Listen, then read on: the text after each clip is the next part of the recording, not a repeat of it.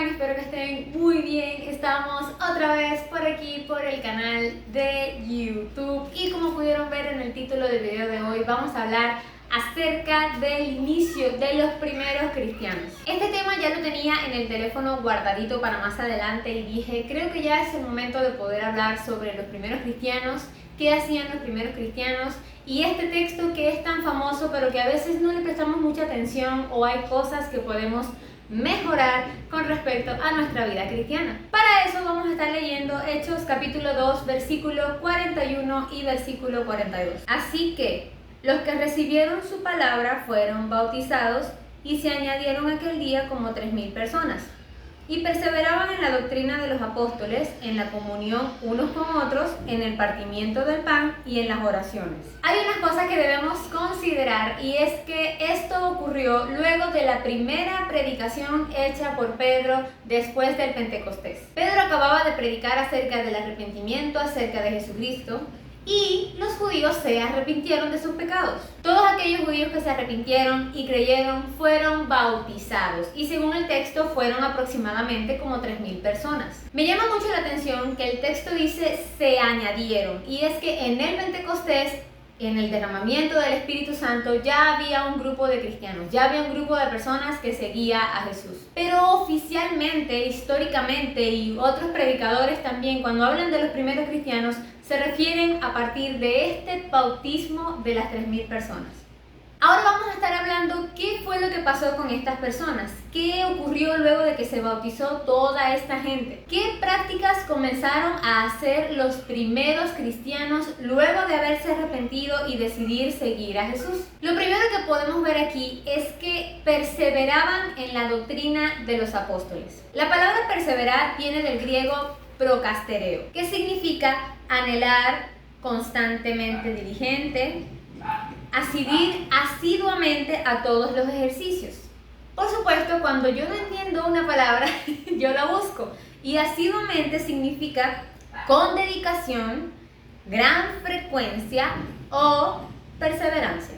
Cuando aquí se habla de que los cristianos perseveraban, se habla de un esfuerzo continuo, de un esfuerzo diligente, requería trabajo, requería constancia, requería muchísimo esfuerzo. Y estas personas, por como lo dice el texto, estos primeros hermanos lo hicieron al pie de la letra. Ahora, ¿cuáles fueron esas cosas en las cuales ellos perseveraban? La primera dijimos que era perseveraban en la doctrina de los apóstoles. La palabra doctrina viene de la palabra didache en griego, que significa instrucción o enseñanza. Por supuesto, esta instrucción iba a ser dada por una persona, por unas personas especiales, y estos eran los apóstoles, del cual viene la palabra apóstolos en el griego. Esta palabra significa delegado, específicamente embajador del evangelio. Embajador sabemos que es representante. Y otra cosa que me llamó mucho la atención de lo que significa apóstol o apóstoles en este texto es oficialmente comisionado de Cristo. Cuando los primeros cristianos se agregan a esta comunidad, empiezan a aprender lo que ya los apóstoles sabían. Estas personas que habían caminado con Jesús por 3 años y medio, viendo sus enseñanzas, viendo sus pensamientos, atendiendo a todo lo que Jesús les decía, obedeciendo todo lo que Jesús les decía, viendo cómo Jesús se comportaba, viendo cómo Jesús enseñaba. Y es que si nosotros vemos los 4 evangelios, nos damos cuenta de que Jesús enseñaba doctrina del cielo, enseñanza de su Padre, cosas que ellos no entendieron, luego sus ojos fueron abiertos. Nada de lo que los apóstoles iban a enseñarle a estos cristianos iba a ser de su propio conocimiento, sino como representantes de Cristo, oficialmente comisionados por Cristo para hacer esta labor. Y esto es muy importante porque cada vez que nosotros aprendemos de la Biblia o aprendemos algo, no es porque el pastor se lo inventó o porque alguien más lo hizo, sino porque todas estas personas inspiradas por Dios en la Biblia, que escribieron todo lo que tenemos, es de parte del Señor, es la misma palabra de Dios. Y eso es una de las primeras cosas que nosotros como cristianos debemos estar haciendo, aprendiendo lo que la Biblia dice. Si tú eres un cristiano que solamente aprende lo que escucha los domingos, eso es muy importante porque los pastores se preparan con mucha dedicación para darnos el mensaje. Sin embargo, como ya tenemos la Biblia, algo que ellos no tenían completamente en ese tiempo, es importante nosotros poder escuchar escudriñar lo que la Biblia dice. ¿Qué es lo que el Señor quiere que yo diga, que yo piense? ¿Cómo quiere el Señor que yo viva? Y eso es perseverar, por decirlo de otra forma, en la doctrina de los apóstoles o en la doctrina del Señor en este caso. Aprender debe ser algo que requiere constancia, requiere esfuerzo y no podemos quedarnos, como dice uno por ahí, sentado en los laureles, parado en los laureles, esperando que venga el conocimiento, cuando ya el conocimiento está en la palabra de Dios. La segunda cosa en la que los primeros cristianos perseveraban y estaban constantemente haciendo y buscaban que fuese un ejercicio de todos los días era la comunión unos con otros. La palabra comunión viene de la palabra koinonía en griego, que significa sociedad, participación o interacción, así como también ayuda y compañerismo. Entonces vemos que la comunión para los primeros cristianos, el estar con otros cristianos, en que mis nuevas amistades sean otros cristianos, el crecer en la doctrina de los apóstoles con otros cristianos, era algo primordial para la iglesia primitiva.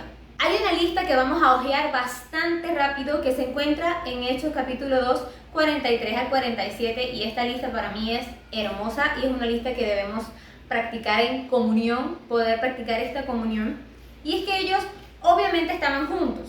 Para poder estar en comunión, para poder estar en koinonía, necesitamos estar juntos. Un cristiano no puede estar aislado en su casa y decir, bueno, Dios está conmigo, Cristo está conmigo, yo estoy por mi lado. El cristiano necesita la unidad, necesita estar junto a aquellos hermanos que también han recibido el Evangelio como el mensaje de la salvación. Dice el texto que tenían todo en común, y la palabra común viene de la palabra koinos, que significa compartido por todos o varios. Esto, cuando yo lo vi, yo quedé como, wow, o sea, ellos compartían todo lo que ellos tenían, ellos lo compartían. Aparte de eso, y tiene que ver mucho con esto, es que vendían sus propiedades. Había mucha necesidad en ese momento y habían creído cristianos con buena posición social y ellos vendían sus propiedades.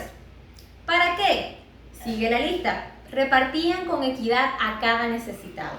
Vendían sus cosas y compartían todo lo que tenían para que nadie pasase necesidad. Esto es comunión. Por supuesto, para yo saber quién tiene necesidad y quién el Señor quiere que yo dé lo que tengo o lo que yo poseo, para eso necesito comunión. Porque conocemos nuestras necesidades, conocemos nuestros dolores, conocemos aquello que le falta a la otra persona. Entonces es más sencillo poder dar, aunque sea poco. No, aquí no nos está pidiendo que vendamos nuestras casas, ni mucho menos nuestros carros y así para poder darle al que no tiene. Pero lo poco que tenemos lo podemos compartir si sabemos en comunión cuáles son las necesidades de los unos y los otros. Dice también que se reunían en el templo cada día. Había un lugar donde ellos se reunían todo el tiempo. Y esto me hace recordar que nosotros como iglesia local siempre tenemos un lugar donde reunirnos con nuestros hermanos. Me impresiona mucho que el texto diga cada día. Ellos se sentaban y se reunían, compartían todo lo que tenían, perseveraban en la doctrina de los apóstoles todos los días. Nosotros no vamos al local de la iglesia todos los días, pero si fuese así, definitivamente sería otra manera de poder alabar al Señor, de poder glorificarle, pero muchísimo más en comunión como iglesia. Por supuesto, esto no es una regla, no nos están mandando a reunirnos en la iglesia todos los días, pero qué bonito sería nosotros prestar atención de que para nuestros hermanos en el primer siglo era muy importante reunirse con sus hermanos. Dice que partían el pan en las casas, es decir, compartían mucho también en las casas de los hermanos. No era que nada más iban al templo, sino que ellos se ponían de acuerdo para reunirse. Lo que hoy podemos llamar así como una tipo célula, no necesariamente evangelística, sino para animarnos entre nosotros y poder tener esa comunión que el Señor desea. Una de las cosas muy bonitas que me llama la atención es que el texto dice que comían juntos con alegría y sencillez de corazón. La humildad que existía en nuestros hermanos de la iglesia primitiva era inmensa. Ellos comían con alegría. No dice el texto si comían mucho, si comían poco o qué tipo de comida ellos ingerían en ese momento, pero dice que lo hacían con mucha alegría. Y esto nos anima a nosotros poder planificar comidas con nuestros hermanos, planificar comidas con aquellos hermanos que a lo mejor nunca nos han visitado o nosotros nunca los hemos visitado a ellos. Y este nuevo año que está empezando es ideal para nosotros poder hacerlo, invitar a aquellos hermanos a comer y poder echar chistes y echar cuentos y conocernos un poquito más y hacerlo con mucha alegría, sabiendo de que esto era lo que hacían nuestros hermanos en primera instancia cuando nació la iglesia y que no tiene nada de malo que nosotros los imitemos. Todo lo contrario, estoy segura que lo que está escrito aquí es para nosotros aprender y poder practicar todo eso que está en el texto. Dice que alababan al Señor y tenían el favor del pueblo. Para poder alabar al Señor, ellos lo hacían juntos. No dice que cada quien en su casa alababa al Señor, sino que el contexto es que se reunían en un lugar. No solamente se reunían para comer, no solamente se reunían para aprender, no solamente se reunían para conocerse el uno al otro, sino para alabar a Dios. Y qué bonito poder reunirnos con la iglesia cada domingo, porque también tiene que ver con nuestro culto dominical. El culto dominical para nosotros debe ser algo que se anhele, debe ser algo que yo quiera ir, que yo no puedo faltar, porque es una convocación de parte de Dios a reunirnos como iglesia, como hermanos, a cantar juntos, a alabarle, a aprender juntos. Definitivamente el culto de la iglesia es una bendición y por supuesto también es un mandato el congregarnos cada uno, pero vemos que lo hacemos con alegría, no con ninguna imposición, y esto es muy, pero muy importante. Y aparte tenían el favor del pueblo, es decir, estaban hablando muy bien de los cristianos en ese momento debido a su testimonio y cómo se amaban y cómo se querían. La iglesia es testimonio de verdad y es testimonio de amor cuando los hermanos en comunión se aman, se cuidan, se protegen, alaban al Señor, y qué bueno que nosotros podemos gozar de esa comunión el día de hoy. Y mi ánimo es a que si te cuesta tener comunión con los hermanos, puedas trabajar en eso y decirle al Señor: Señor, ayúdame a tener más koinonía con mis hermanos, a amarlos y a preocuparme más por ellos. Asimismo, apreciar la iglesia local y poder asistir a las actividades que en ella me convoquen. La tercera cosa que hacían los primeros cristianos era perseverar en el partimiento del pan.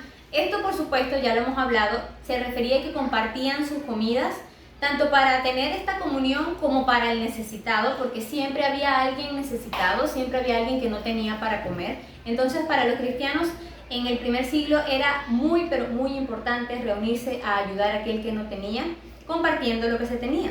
Otra cosa que también significa el partimiento del pan y que muchos estudiosos también toman este texto para hablar de eso, es acerca de la cena del Señor. Ellos perseveraban en participar de la cena del Señor continuamente. Primera de Corintios 11:20, Pablo viene señalando algunos problemas que presentaba la iglesia en Corinto al reunirse.